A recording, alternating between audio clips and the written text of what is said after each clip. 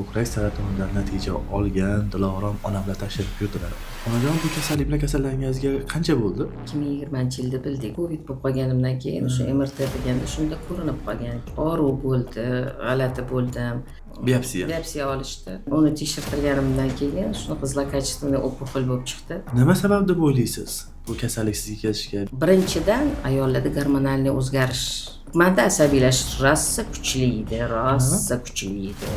O'sha siqilish, asabiylashish. Ona, bu kasallikni eshitganingizda qanaqa ahvolga tushdingiz ona? Yig'ladim, o'g'limga qaradim, o'zimcha endi bir narsalar dedim. Nima endi shu bunaqa mana shu umrimni mana shunaqa qilib o'tkazib beramanmi dedim-da, hech ham kerak emas. Undan ko'ra shu qonlarimni o'qib, mazza qilib o'tkazmaymanmi vaqtimni, ozgina ekan vaqtim dedim. Keyin buni opamlar topib qoldilar.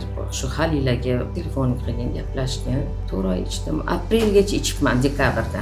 Ichganingizda qanaqa natijalar bo'ldi sizda? Nimalar sezdingiz ona? Birinchi og'ridi boshida. Keyin yo'q bo'lib qoldi, og'ruvlar yo'q bo'lib qoldi. Shu qilib ko'rganingizda pastlab qo'yganda. Yo'q, kam kichkina bo'lib qolganga o'xshab tuyuldi. Doktor ko'rib bordingizmi yaqin orada? Nimaga tekshirtirib ko'rmadingiz ona?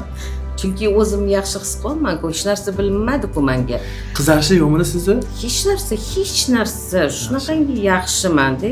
Keyin shu Haliladan aytgandan keyin umuman anaqa yoshargandek bo'lib, o'z organizmlarim ham juda ham, qonlarimga ham hech narsa ichmay qo'ydim. Sahrim bor. Sahri ham uncha unaqa vobshim oshmaydigan bo'lib qoldi sahr. Oshib ketardi, 20 dan ham oshib ketardi. U yo'q bo'lib qoldi. Mashalloh. Og'izlarim qurimaydigan bo'lib qoldi. Keyin hech qanaqa problema oshqozonimda ham unaqa hazm bo'lmayapti derdim. Unaqalar ham yo'q bo'lib qoldi. O't tufayimda o'sha nima deydi, jig'ildonim qaynamay qoldi.